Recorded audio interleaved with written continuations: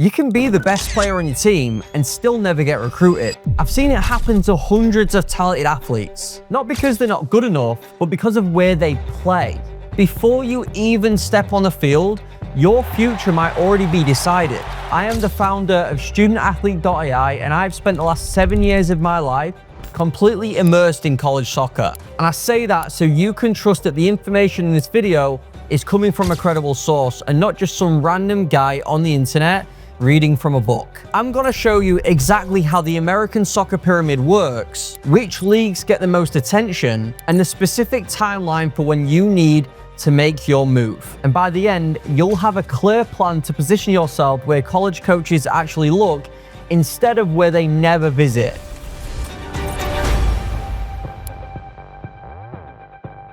Let's not waste any time and get straight to it.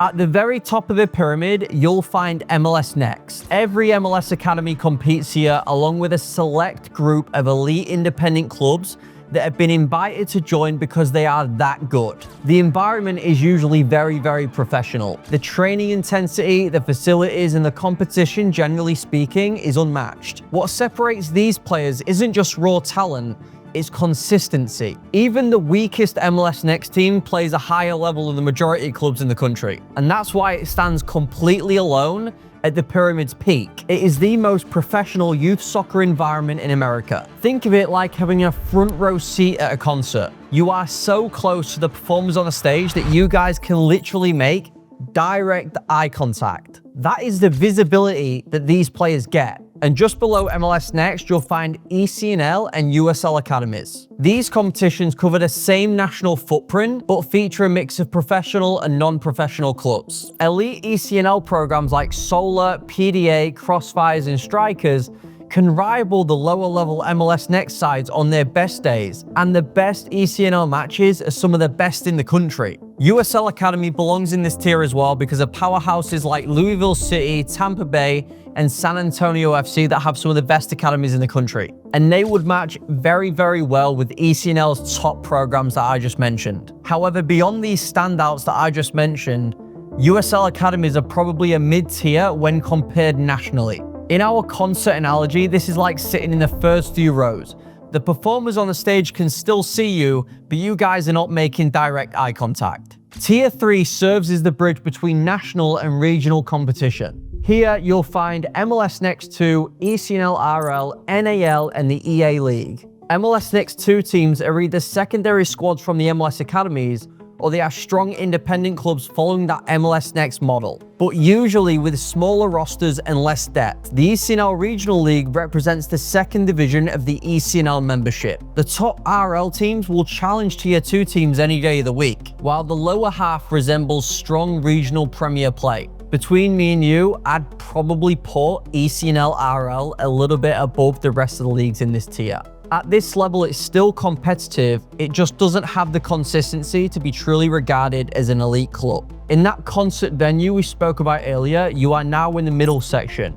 You can see the performers on the stage very clearly, but they have to make a genuine effort to see you. Tier 4 contains the largest concentration of club leagues: National League Pro, E64, NPL, and EDP. These competitions connect strong regional programs with the national showcases, and the quality can vary significantly. One weekend you might face opposition that feels like Tier 3, and then the next weekend face opposition that feels like Tier 5.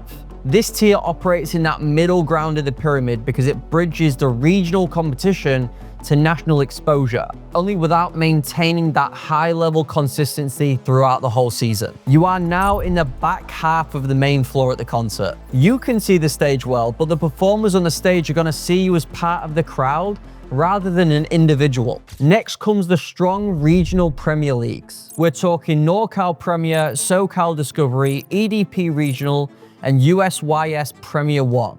These leagues offer solid competition and organization, but lack squad depth beyond their top divisions. The strongest teams here often qualify for Tier 4 events, while others provide quality local competition to develop clubs that are looking to make that jump. In our venue, you are now in the mezzanine. You have a decent view, but you are becoming harder to distinguish from a distance. Tier 6 is where you'll find high quality travel soccer confined to a single state or a metropolitan area. Some clubs at this level do train seriously and could compete with some regional teams, but overall the tempo and the standard of soccer is noticeably lower.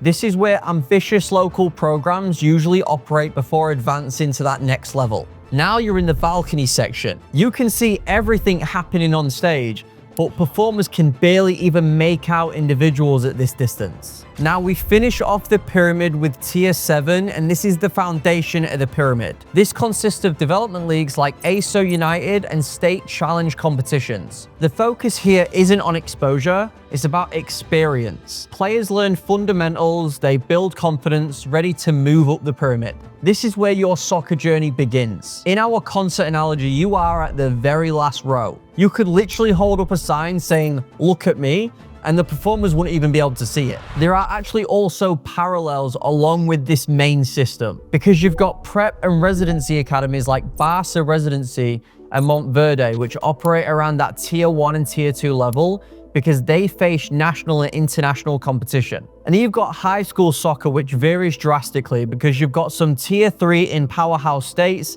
and some Tier 7 in less competitive regions. And the USL Super Y League runs during summer months, typically falls between Tier 3 and Tier 5. So when people talk about the US youth soccer pyramid, this is what they mean. Tier 1, MLS Next.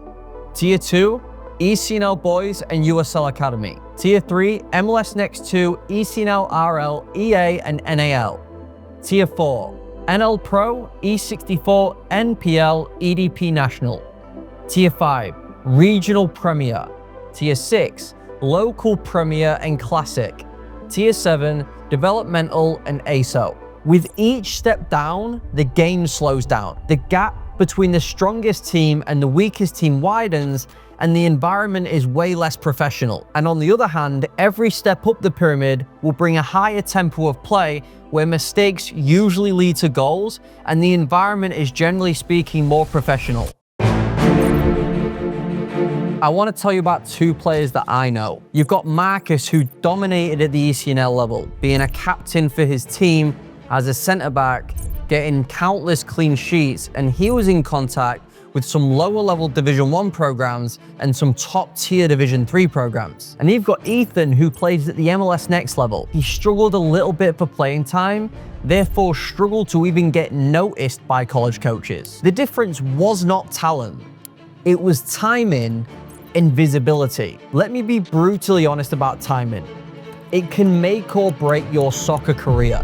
At ages 13 and 14, most families focus on weekend games, but the proactive families are already ahead of the curve because they're being proactive about building connections and playing in front of these college coaches. And at the age of 14 to 16, this is your critical window. College coaches have already decided which league counts. So if you're not in Tier 1 or Tier 2, coaches just aren't gonna know you exist. At ages 16 to 18, you are too late because programs have filled 80% of the spots. Moving up now is like arriving when everybody else is leaving. Here's the uncomfortable truth. You could get an absolute baller balling out in Tier 5 who is invincible to college coaches, never be seen. And then you could get a bang average player playing in MLS Next or ECNL who gets the opportunities that the other player probably deserved because of ability, but that the other player gets simply because of the league they play in. The system doesn't care about your talent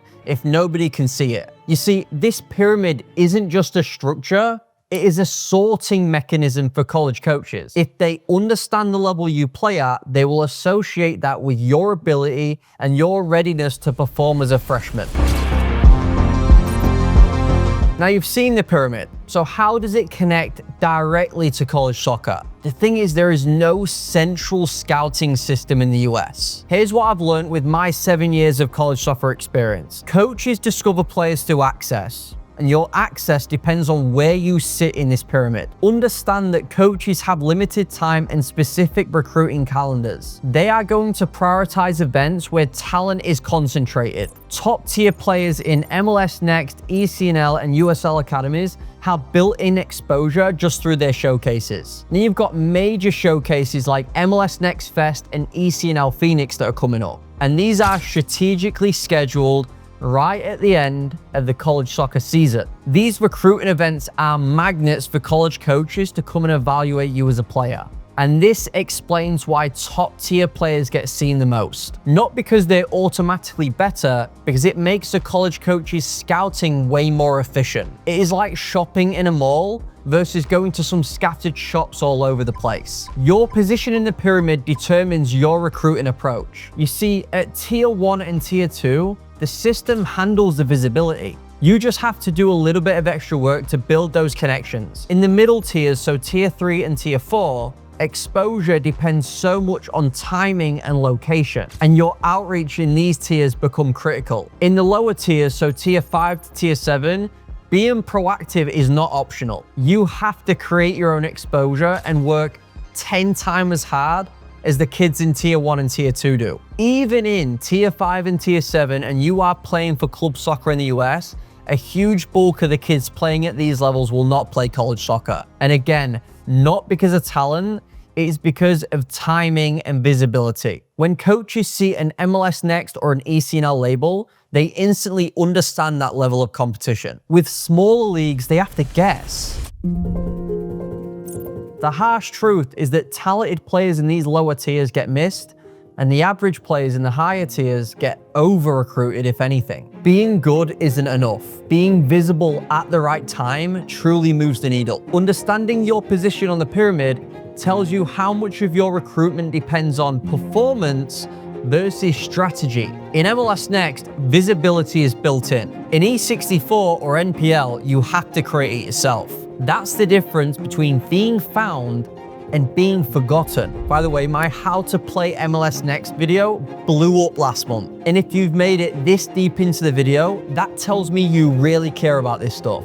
So do yourself a favor and go check out that video. You can thank me later when you're at the top of the pyramid.